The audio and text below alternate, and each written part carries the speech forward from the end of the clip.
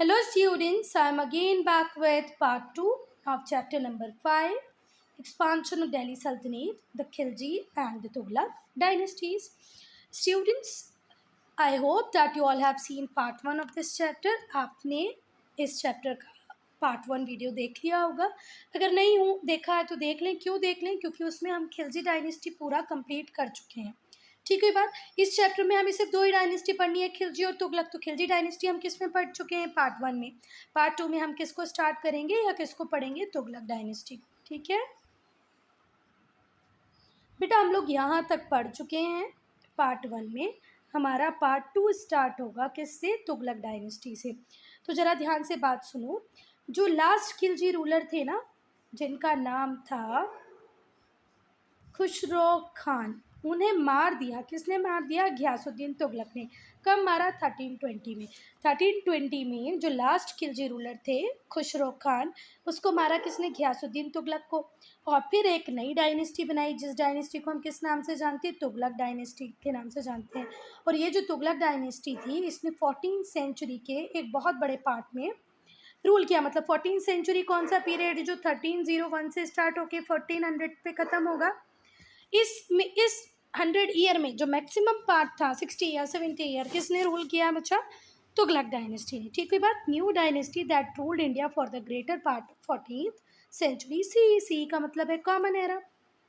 चल, अब घियासुद्दीन तुगलक को पढ़ेंगे. तो घियासुद्दीन तुगलक कौन थे बच्चा? घियासुद्दीन तुगलक बेटे थे एक टर्किश फादर के और इंडियन मदर थी इंडियन और फादर थे टर्किश, है ना. और बेटे का नाम था घियासुद्दीन तुगलक. ये बहुत ही एफिशिएंट एडमिनिस्ट्रेटर थे, है ना. कैपेबल मिलिट्री कमांडर थे. इन्होंने बहुत सारे रिफॉर्म्स लाए अपनी जनता के लिए, प्रजा के लिए, लोगों के लिए. पहले बच्चा जनता प्रजा को क्या ही बोलते थे? सब्जेक्ट. ठीक है. तो अपने सब्जेक्ट के वेलफेयर के लिए, जिस किंगडम के ऊपर वो रूल कर रहे थे, उनके लिए बहुत सारी वेलफेयर स्कीम्स लाए. रोड बनवा दी, है ना. पानी की फैसिलिटी प्रोवाइड की, मतलब वाटर प्रॉपरली अवेलेबल करवाया, है ना. रोड्स बनवा दी. और जितने भी रिवोल्ट होते थे दूर दूर की प्रोविंस में, मतलब डिस्टेंट प्रोविंस में जितने भी रिवोल्ट होते थे, उनको भी सप्रेस कर पाए. क्यों सप्रेस कर पाए? क्योंकि एक तो वो एफिशिएंट एडमिनिस्ट्रेटर थे और कैपेबल मिलिट्री कमांडर भी थे. दोनों ही क्वालिटी उनमें थी. तो डिस्टेंट प्रोविंसेस में भी अगर कोई प्रॉब्लम होती तो वो उसको सप्रेस कर देते, मतलब ख़त्म कर देते. He restored peace and stability in Delhi sultanate. जब घियासुद्दीन तुगलक रूल कर रहे थे तो दिल्ली सल्तनत में बिल्कुल पीस थी, शांति थी, स्टेबिलिटी थी. घियासुद्दीन की डेथ होती है ना. Ghiyasuddin died in what appear to be deliberately planned accident. Ghiyasuddin Tughlaq मर जाता है, पर उसके मरने को बहुत सारे लोग ऐसे बोलते हैं कि वो नेचुरल डेथ नहीं थी, वो प्लान्ड एक एक्सीडेंट था जिसके थ्रू घियासुद्दीन तुगलक मरता है. इसको सक्सीड करते हैं, इसके जो सक्सेसर होते हैं वो होता है इसका अपना बेटा, जिसका नाम होता है जौना खान, है ना. और जो जौना खान होता है वो अपने पापा मतलब घियासुद्दीन की डेथ के बाद खुद राजा बनेगा. तो वो असेंड करता है थ्रोन को और कौन सा टाइटल लेता है? मोहम्मद बिन तुगलक. ठीक है. जौना खान अपना नाम क्या रख लेता है? मोहम्मद बिन तुगलक. चलो, और उसको थ्रोन मिल जाता है. हम मोहम्मद बिन तुगलक को पढ़ेंगे. तो जो मोहम्मद बिन तुगलक थे, उन्होंने रूल करना स्टार्ट किया 1324 से 1351 से. देखो फिर से ध्यान सुनो. 1320 में तो खिलजी लास्ट रूलर को मारा, मतलब घियासुद्दीन तुगलक 1320 में रूलर बना और 4 साल ही रूल कर पाया. और फिर कमान, मतलब जो पावर थी वो किसके पास आ गई? मोहम्मद बिन तुगलक के पास. क्यों? क्योंकि घियासुद्दीन तुगलक की हो जाती है डेथ. तो 24 से 51 CE तक कौन रूल करेंगे? मोहम्मद बिन तुगलक. चलो, बहुत ही लर्नड एकम्पलिश्ड स्कॉलर थे अपने टाइम के. मतलब मोहम्मद बिन तुगलक बहुत ही ब्रिलियंट, इंटेलिजेंट, पढ़े लिखे थे. अपने टाइम के स्कॉलर कहा गया उनको. उनकी जो इंटेलेक्चुअल क्यूरोसिटी थी, जो थ्रस्ट था नॉलेज के लिए, वो बाउंडलेस था. बस वो सीखना चाहते थे. जहाँ से जो कुछ मिले, उन्हें एक भूख थी नॉलेज की, क्यूरोसिटी थी, बहुत ज़्यादा जिज्ञासा थी उनके मन के अंदर.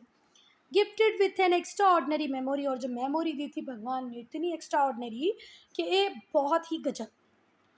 कीन intellect. He had mastered logic, philosophy, mathematics, astronomy. अब देखो इस बंदे को एक्स्ट्रॉर्डनरी मेमोरी भी मिली हुई थी, मतलब याद रखने की क्षमता बहुत ज़्यादा थी। इंटेलिजेंट था, मतलब डिसीजन लॉजिक के रीज़न के बेसिस पे अच्छे से लेता था। लॉजिक में मास्टर था, फिलॉसफी आती थी, मैथ्स आता था, एस्ट्रोनॉमी आती थी और फिजिकल साइंस भी बहुत अच्छे से आता था। और इसके अलावा पोइट्री से भी, लिटरेचर से भी बहुत प्यार था। लवर था पर्शियन लिटरेचर और पोइट्री का, कैलीग्राफी, फाइन आर्ट, म्यूज़िक। और इसे हमेशा, मोहम्मद बिन तुगलक को हमेशा लर्न मैन की कंपनी बहुत अच्छी लगती थी। मतलब ऐसे हर किसी के साथ वो उठना बैठना पसंद नहीं करता था, बहुत इंटेलिजेंट, इंटेलेक्चुअल स्कॉलर्स के साथ ही ये रहना पसंद करता था।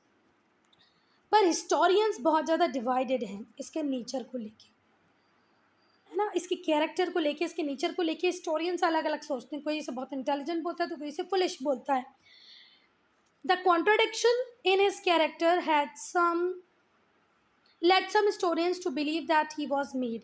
अच्छा, बहुत कॉन्ट्राडिक्शन थे इसके कैरेक्टर में, इसीलिए कुछ हिस्टोरियंस का बिलीव ये भी है कि इंटेलिजेंट कम पागल ज़्यादा था, मतलब पगला था, मैड था, है ना। होते हैं कुछ लोग, ऐसा ही था। मतलब कुछ कह रहे हैं बहुत इंटेलिजेंट है, बहुत लर्न मैन है, बहुत स्कॉलर है, मैथ्स आता है, एस्ट्रोनॉमी आ रही है, और कुछ हिस्टोरियंस उसके कैरेक्टर को देख के क्या बोल रहे हैं, भाई ये तो मैड है, पागल है। He has been variously described as wise फूल, सबसे होशियार मूर्ख, मैड मैन पागल आदमी, an idealist and a visionary. Idealist था, विजनरी था, मतलब दूरदर्शी था, ठीक है, पागल भी था। He was diligent ruler and undertook many project. बहुत ही डेलीजेंट रूलर था, बहुत सारे प्रोजेक्ट इसने अपने हाथ में लिए। अब यहाँ पर ये जो वर्ड है बच्चा डेलीजेंट, इसका मीनिंग क्या होता है, परिश्रमी, बहुत ही मेहनती था, है ना। बहुत सारे प्रोजेक्ट इसने अपने हाथों में लिए। These project were brilliantly conceived but poorly executed. देखो, प्लानिंग आप बहुत अच्छी कर लो, पर अगर उसका एग्जीक्यूशन प्रॉपरली नहीं हुआ तो आपकी अच्छी प्लानिंग किसी काम की नहीं है। तो सेम केस था किसके साथ, मोहम्मद बिन तुगलक के साथ, कि जो प्रोजेक्ट्स होते थे उनको कंसीव, तो उनका जो खाका है, जो फ्रेमवर्क है, वो तो बहुत ब्रिलियंटली प्रिपेयर किया जाता था, पर एग्जीक्यूशन के टाइम पे प्रॉब्लम आ जाती थी और एंड में उसे क्या ही मिलती थी, फेलियर, है ना। जैसे कई बार मैं खुद अपना बताती हूँ कि मैं असेंबली के लिए सोचती हूँ यार बच्चा ऐसे करेगा ऐसे करेगा, और असेंबली बहुत ही अच्छी होगी हमारी, पर फाइनली जब हम जाके बच्चों का एग्जीक्यूशन देखते हैं तो कोई कहीं जा रहा है, कोई कहीं जा रहा है, कोई प्रॉपरली स्पीच नहीं दे पा रहा है, कोई प्रॉपरली थॉट नहीं बोल पा रहा है, किसी में कॉन्फिडेंस की कमी लग रही है तो किसी का प्रोनाउंसिएशन रॉन्ग है, ऐसे होता है बच्चा। तो इसके साथ भी यही था कि प्रोजेक्ट तो ब्रिलियंटली कंसीव किए जाते थे, बनाए बहुत अच्छे जाते थे, पर उनका एग्जीक्यूशन प्रॉपर नहीं होता था और फाइनली इसके हाथ में क्या लगती थी, failure. Taxation in Doab region, ठीक है बात। जो मोहम्मद बिन तुगलक थे उनका ऐसा मानना था, उन्होंने ऐसे रियलाइज़ किया कि यार स्ट्रॉन्ग और पावरफुल आर्मी तो होनी चाहिए, और इसमें कुछ गलती भी नहीं है, स्ट्रॉन्ग और पावरफुल आर्मी तो हर राजा की ज़रूरत होती है। तो उन्होंने भी इस चीज़ की इम्पोर्टेंस को रियलाइज़ किया कि इम्पॉर्टेंट होती है पावरफुल स्ट्रॉन्ग आर्मी। अगर किसी रूलर को अपनी पोजीशन को स्ट्रेंथन करना है, सिक्योर करना है किसी रूलर को, तो एक इम्पॉर्टेंट आर्मी बहुत ज़रूरी है। तो इसने अपनी मिलिट्री रिसोर्सेज को एनहांस करना चालू किया, बढ़ाना चालू किया। पर आप अपनी मिलिट्री रिसोर्सेज को बढ़ाओगे, उनके लिए वेपन्स लाओगे, आर्टिलरीज लाओगे, गन लाओगे, जितने भी आप मिलिट्री पर्सनल को रिक्रूट करोगे उनको आपको सैलरी देना पड़ेगा, है ना। जितने भी सोल्जर्स आप रिक्रूट करोगे उनको सैलरी दोगे। तो इस सब के लिए क्या चाहिए, एडिशनल रेवेन्यू। जितना खर्चा आप अभी अपनी आर्मी पे कर रहे हो, अपनी आर्मी को मॉडर्नाइज कराओगे, बढ़ाओगे, नंबर ऑफ सोल्जर्स बढ़ाओगे, तो आपको क्या ज़्यादा पे करना पड़ेगा, पेमेंट ज़्यादा करना पड़ेगा सारे सोल्जर्स के लिए। फिर घोड़े लाने पड़ेंगे, हॉर्स लाने पड़ेंगे, फिर मस्केट, फिर दुनिया भर की चीज़ें लानी पड़ेगी, तो आपको तो एडिशनल रेवेन्यू लगेगा ही लगेगा। तो ये पैसा कहाँ से लाएं, तो जो गंगा यमुना दोआब था वो एरिया, दोआब मतलब दो नदियों के बीच वाला जो रीजन है, the area knee between the Ganga and the Yamuna river, Ganga और यमुना रिवर के बीच के रीजन को क्या बोलते थे, गंगा यमुना दोआब। बहुत ही फर्टाइल रीजन था, इस एरिया में जो भी कुछ ग्रो करो बहुत ही भयंकर तरीके से ग्रो होता था। तो इसने सोचा कि मैं इस एरिया में लैंड टैक्स को इंक्रीज कर सकता हूँ, मतलब इस ज़मीन के ऊपर टैक्स को बढ़ा सकता हूँ, क्योंकि ये तो बहुत फर्टाइल है, प्रोडक्शन बहुत अच्छा हो रहा है। पर अनफॉर्चुनेटली इसकी बदकिस्मती थी, तभी तो हम कहते हैं कि प्रोग्राम जो फ्रेमवर्क है वो बहुत अच्छा बनता पर एग्जीक्यूशन अच्छा नहीं होता। किसको पता था कि इस पर्टिकुलर रीजन में भी सीवियर फेमाइन ब्रोक आउट हो जाएगी, अकाल पड़ जाएगा। है ना, क्योंकि बारिश नहीं हुई। अब 1 आध साल 2 साल बारिश नहीं होगी तो बच्चा खेती नहीं होगी, फार्मिंग नहीं होगी, प्रॉपर प्रोडक्शन नहीं होगा, कल्टीवेशन नहीं होगा, कल्टीवेशन नहीं होगा तो भुखमरी आ जाएगी, है ना, अकाल पड़ जाएगा। पीपल रिफ्यूज टू पे एनहांस टैक्सेस, उन लोगों ने मना कर दिया कि भाई हमारी कंडीशन ही ऐसी नहीं है, हम ये जो बढ़ा हुआ टैक्स पे नहीं करेंगे। पर जो टैक्स कलेक्टर थे उन्होंने कोई दया नहीं दिखाई, नो मर्सी, कोई दया नहीं दिखाई उन लोगों के ऊपर जो लोग मना कर रहे थे। देखो यहाँ पर थोड़ा सा समझ रखनी चाहिए थी कि इस साल अगर क्रॉप फेल हो गई है तो हम टैक्स बढ़ा हुआ ना लें, कम टैक्स ले लें। पर जो टैक्स कलेक्टर्स थे उन्होंने कोई मर्सी, कोई दया नहीं दिखाई और कंटिन्यू रखा अपने टैक्स कलेक्शन प्रोग्राम को।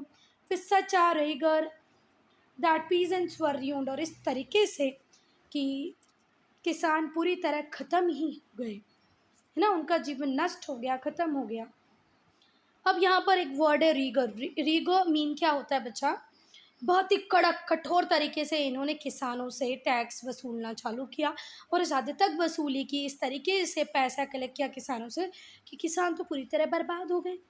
To escape the tyranny of the tax collector, और ये जो दरिंदगी थी, जो टायरेनी मीन्स होता है बच्चा अत्याचार। क्या मीनिंग होता है टायरेनी का? अत्याचार। तो ये जो टैक्स कलेक्टर थे इसके अत्याचार से बचने के लिए जो किसान थे उन्होंने अपनी ज़मीनों को छोड़ दिया और जंगल में भाग गए। ठीक हुई ना बात? देखो टैक्स कलेक्टर अगर प्रॉपरली डील करते तो ऐसा नहीं होता। पर ये जो अत्याचार, जो टायरेनी थी, टिरनी, सॉरी मैं इसको टायरेनी पढ़ती हूँ पर इसको पढ़ते हैं, पता नहीं हम लोगों को कैसे आदत लगी इसको टायरेनी पढ़ने की, पर वो है टिरनी। क्या पढ़ते हैं? टिरनी। ये जो टिरनी थी टैक्स कलेक्टर की, इससे बचने के लिए लोग भाग गए, जंगल में भाग गए कि भैया हमको वहाँ खेती करना ही नहीं है, टैक्स देना ही नहीं है, लोग भाग गए। अब लो मोहम्मद बिन तुगलक का सपना फेल हो गया। Realising the gravity of the situation, और जब उसको पता चला कि भैया ऐसा ऐसा हो रहा है, उसने जैसे ही इस ग्रेविटी को समझा सिचुएशन की, तो मोहम्मद बिन तुगलक ने ऑर्डर किया कि भैया इन लोगों को अब रिलीफ दो, है ना, जितने परेशान किया छोड़ दो अब उन लोगों को। उन्हें फ्री किचन दिया, लोन दे दिए फार्मर को, इरिगेशन की फैसिलिटी को इम्प्रूव किया। मतलब पहले उल्टा सीधा कर दिया, सारे किसान जब भाग गए तब उन्हें फ्री किचन दे दिया कि आके फ्री में खाना खा लो भैया, लोन दे दिए फार्मर को, इरिगेशन फैसिलिटीज़ मतलब सिंचाई के साधन अच्छे कर दिए। However the remedy came in too late, पर ये जो सुधार वो लेके आया ये बहुत लेट लेके आया। मतलब अब तक तो किसान का दिमाग बिल्कुल भंड हो चुका था, ख़राब हो चुका था। अब तो वो मोहम्मद बिन तुगलक के लिए कुछ समझ ही नहीं रहे थे, सुनने को ही रेडी नहीं थे। अब तुम इरिगेशन फैसिलिटी दे रहे हो, हमें नहीं चाहिए, तुम हमें फ्री किचन दे रहे हो, तुम रख लो, लोन भी नहीं चाहिए। तो बहुत लेट ये जो सुधार किए ये लेट हुए। The damage had already been done, damage हो चुका था। अब एग्रीकल्चर को भी एक सेटबैक मिला। मतलब जितना वो सोच रहा था गंगा यमुना दोआब से तो मैं भयंकर रेवेन्यू कलेक्ट करूँगा, कुछ नहीं, अब एग्रीकल्चर करने को कोई रेडी नहीं है वहाँ। Transfer of capital. अच्छा तुम लोगों ने देखा वो मूवी देखी है चक दे इंडिया? चक दे इंडिया में वो लड़की बोलती है ना, कोई वो तुगलक है क्या, तुगलक की फरमान।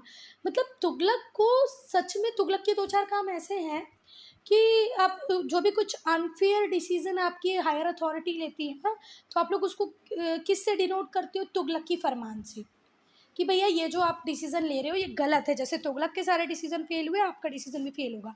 तो एक और फेल डिसीज़न में ये था ट्रांसफ़र ऑफ कैपिटल, ये भी बहुत ख़राब डिसीज़न लिया था मोहम्मद बिन तुगलक। अब नेक्स्ट डिसीज़न लिया, नेक्स्ट स्टेप ली मोहम्मद बिन तुगलक ने कि अब वो कैपिटल ट्रांसफ़र करेगा दिल्ली से देवगिरी। देवगिरी को बाद में दौलताबाद बोला गया, ये कहाँ पर है? डेक्कन में है। दिल्ली में कैपिटल थी। अब मोहम्मद बिन तुगलक को सपना नहीं आया, मतलब उसने उठ के सोचा चलो अब कैपिटल शिफ्ट कर देते। कहाँ चल देते? देवगिरी। देवगिरी का आज का नाम क्या है? दौलताबाद।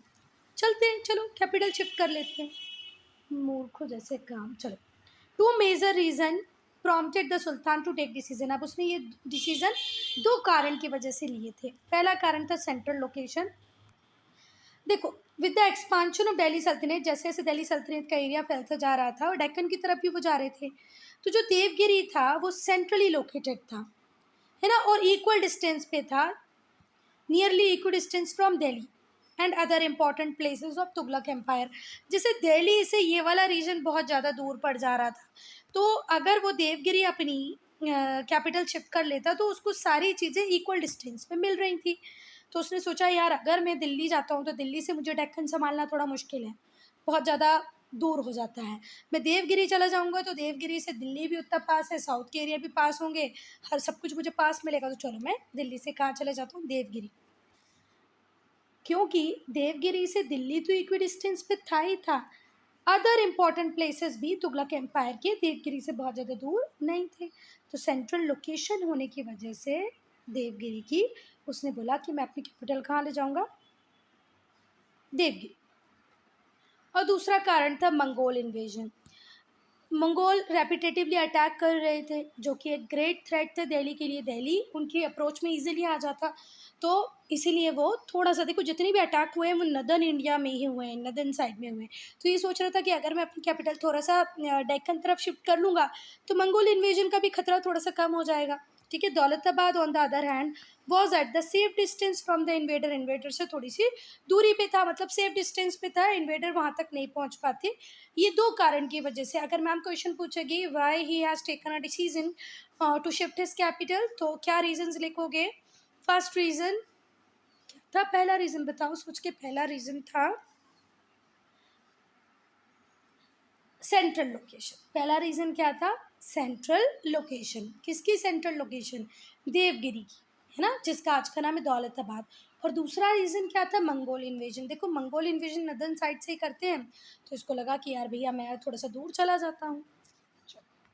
पर जो कंटेम्प्रेरी हिस्टोरियंस हैं, Ibn Battuta, the sultan order the transfer of entire population instead of shifting only his court. पर यहाँ पर जो उस टाइम के कंटेम्प्रेरी हिस्टोरियन थे इब्न बतूता, उस उनके हिसाब से सुल्तान ने ऑर्डर किया कि जितनी जनसंख्या उस टाइम में दिल्ली में रहती ना पूरी की पूरी शिफ्ट करेगी। चाहता तो मूर्ख अपना सिर्फ कोर्ट शिफ्ट कर लेता, पर कितना गधा था, इसने क्या बोला कि पूरी पॉपुलेशन जाएगी। अरे पूरी पॉपुलेशन जाना इतनी आसान बात है ना? चाहता तो कोर्ट ले जाता और वहाँ की जनता ही उसकी कुछ सब्जेक्ट बन जाती, पर इसने पूरी की पूरी पॉपुलेशन को बोला चलो शिफ्ट करो, सारे ऑफिसर्स को बोला शिफ्ट करो। एलॉबरेट अरेंजमेंट किए गए, क्योंकि जर्नी जो थी दिल्ली टू देवगिरी वो थी 1250 किलोमीटर की, है ना।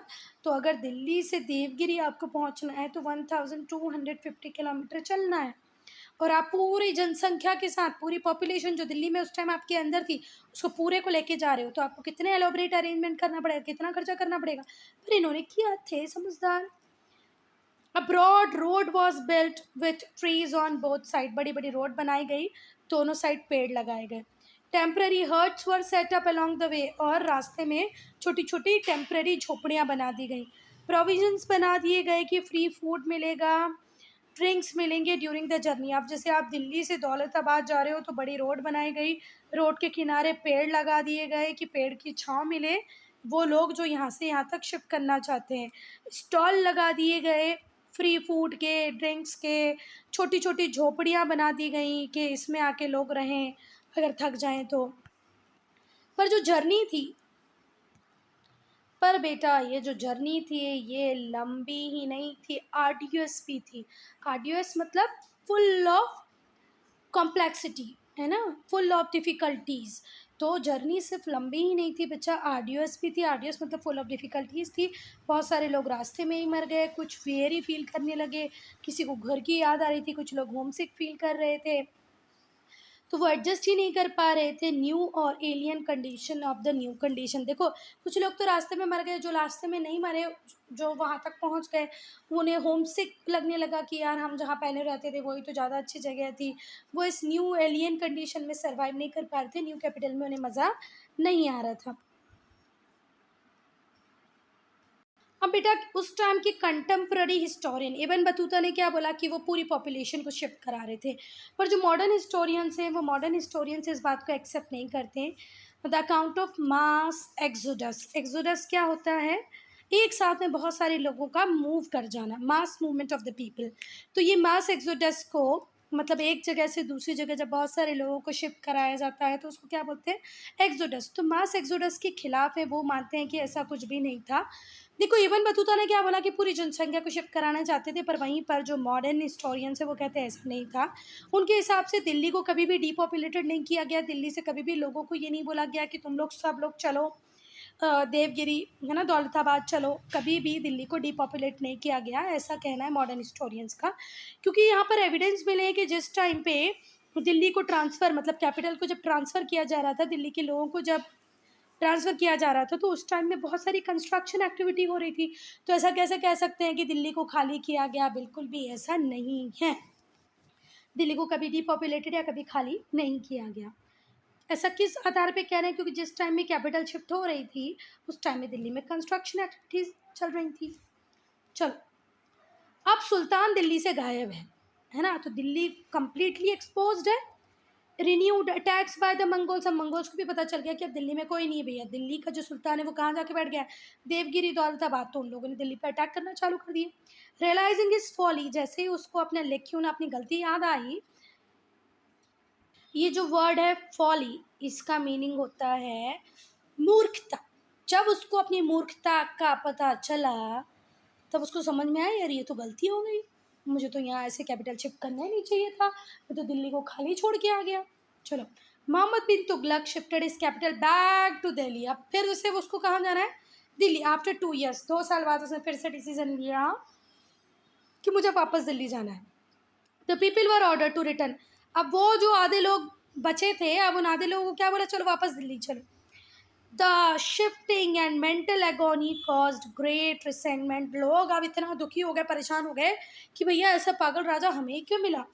The experiment was dismal failure, और ये एक्सपेरिमेंट बहुत ही ज़्यादा फेलियर वाला डिसीजन था। इससे ट्रेजरी का बहुत सारा पैसा ड्रेन हो गया, मतलब खर्चा हो गया। देखो, पेड़ लगवाए, हट्स बनवाई, फ्री में खाना वाना दिया, तो ट्रेजरी का बहुत सारा जो पैसा था वो ड्रेन हो गया, मतलब ख़त्म हो गया। And reduce the grand and prosper capital of Delhi. और इस जब क्योंकि पैसा ही नहीं है तो प्रॉस्पेरिटी कहाँ से आएगी? जो ग्रैंडनेस थी वो भी ख़त्म हो गई। And to a mere shadow of its former self. Daulatabad, a monument of misdirected energy, had become deserted city। और दौलताबाद फिर वापस से क्या बन गई? एक डेजर्टेड सिटी, खाली सिटी। अब दौलताबाद फिर खाली हो गया और क्या बन गया? एक डेजर्टेड सिटी। अभी गलत डिसीजंस लेना बंद नहीं किया मोहम्मद बिन तुगलक ने, अभी एक और गलत डिसीजन लिया।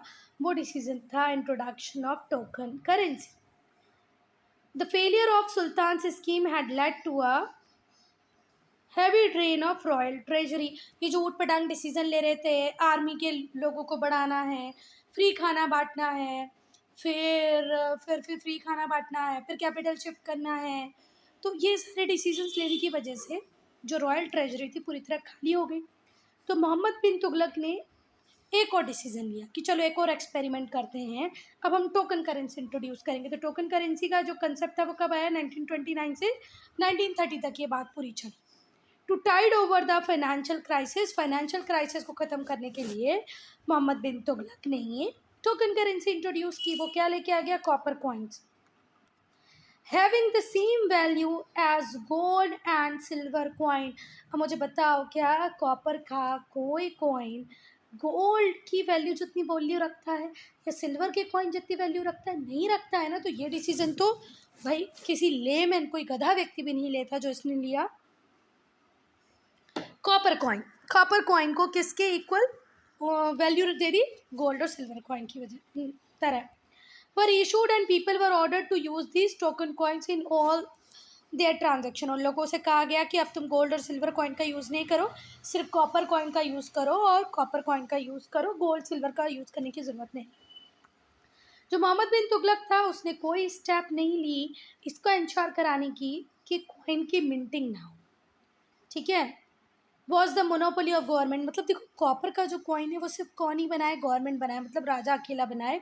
इस बात की कोई स्टेप नहीं ली, इस बात को कोई इंश्योरेंस नहीं लिया, एश्योरेंस नहीं लिया मोहम्मद बिन तुगलक ने। देखो, अगर नोट हम लोग भी पेपर पे छापने लग जाएं तो क्या करेंसी की वैल्यू रहेगी? नहीं।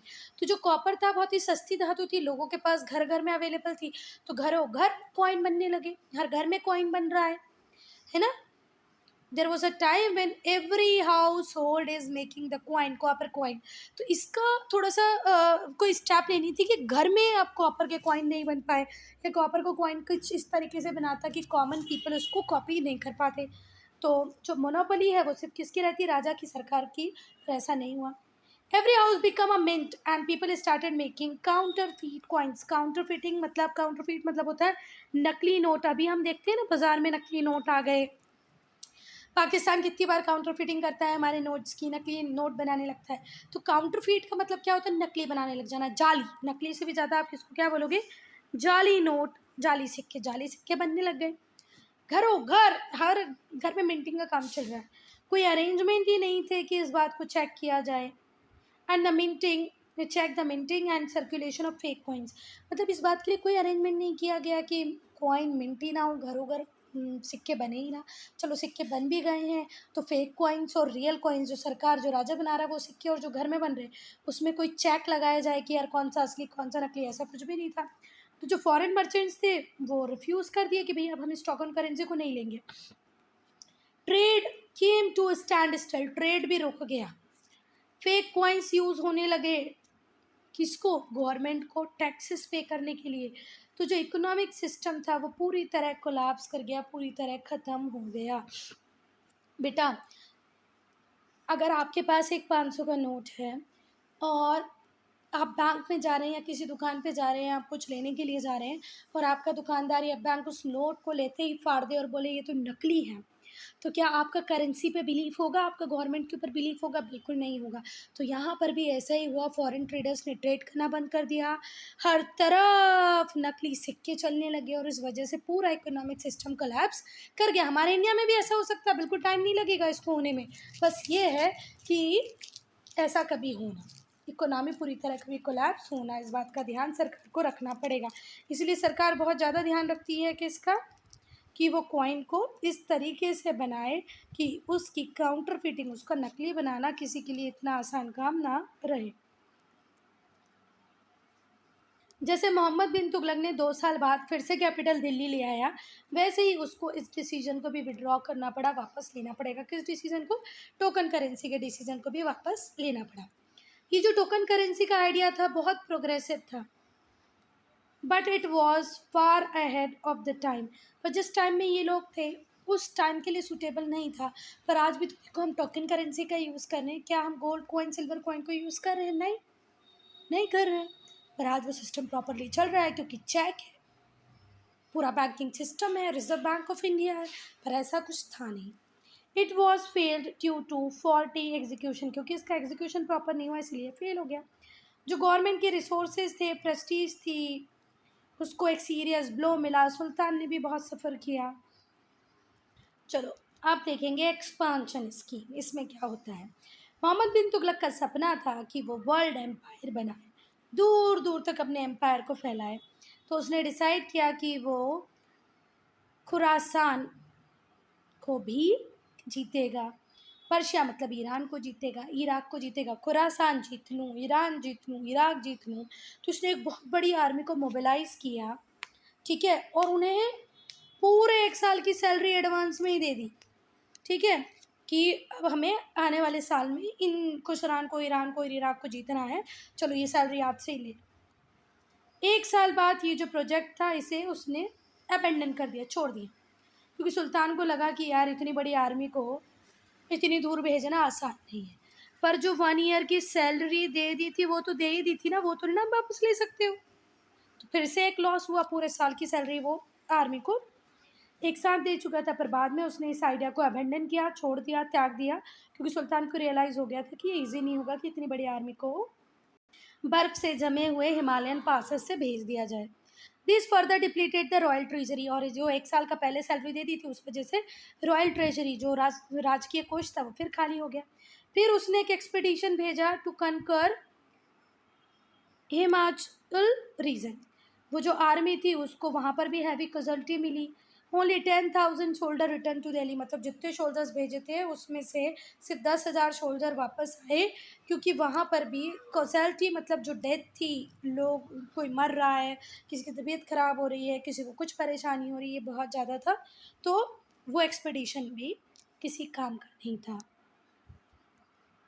Results of the schemes.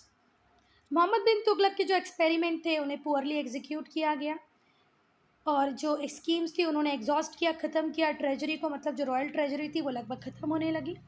And undermine the prestige and position of sultan, और सुल्तान की प्रेस्टीज भी गई, पोजीशन भी गया, पैसा तो गया। सुल्तान इस तरीके से फेमस हो गए कि यार ये तो कोई डिसीजन ले कभी सक्सेसफुल नहीं होते। यहाँ वहाँ से रिवोल्ट होने लगे। सल्तनत के डिफरेंट पार्ट में क्या होने लगे बेटा, रिवोल्ट, विद्रोह होने लगे कि भाई ये राजा तो ऊटपटांग डिसीजन लेता है, हमें ये राजा नहीं चाहिए। रिवोल्ट मतलब उसके खुद के जो आपस में लोग थे वही विद्रोह करने लगे कि भैया अब हमें तो ऐसा राजा नहीं चाहिए। जो राणा थे मेवाड़ के, उन्होंने रिकवर कर लिया रणथंभौर को, चित्तौड़ को, और अपनी पावरफुल किंगडम बनाई। कहाँ पर, राजस्थान में। देखो जब सेंट्रल अथॉरिटी वीक होती है तो एनार्की तो होती ही है। जैसे ही लगने लगा कि यार मोहम्मद बिन तुगलक वीक हो रहा है, जितने भी जो लोकल रूलर्स थे उन्होंने अपना अपनी काम करना स्टार्ट कर दिया। मेवाड़ के रूलर ने रणथंभौर और चित्तौड़ ले लिया और एक पावरफुल किंगडम बना ली राजस्थान। साउथ में भी दो नई किंगडम बनेंगी, ठीक है। In the south two new kingdoms were established, the Hindu Vijayanagar kingdom and Muslim Bahmani kingdom. तो राणा ऑफ मेवाड़ ने रणथंभौर चित्तौड़ ले लिया, राजस्थान में पावरफुल किंगडम बना ली। साउथ में दो किंगडम एस्टेब्लिश हुई, दो नई किंगडम एस्टेब्लिश हुई, एक हिंदू जिसका नाम है विजयनगर और दूसरी मुस्लिम जिसका नाम था बहामनी किंगडम। और जो साउथ था वो फिर से इंडिपेंडेंट हो गया। Bengal and Sindh also asserted their independence. Deccan बड़ी मुश्किल से तो इन लोगों के पास आया था, वो फिर से इंडिपेंडेंट हो गया। बंगाल चला गया, सिंध चला गया, उन्हें भी इंडिपेंडेंस मिल गई।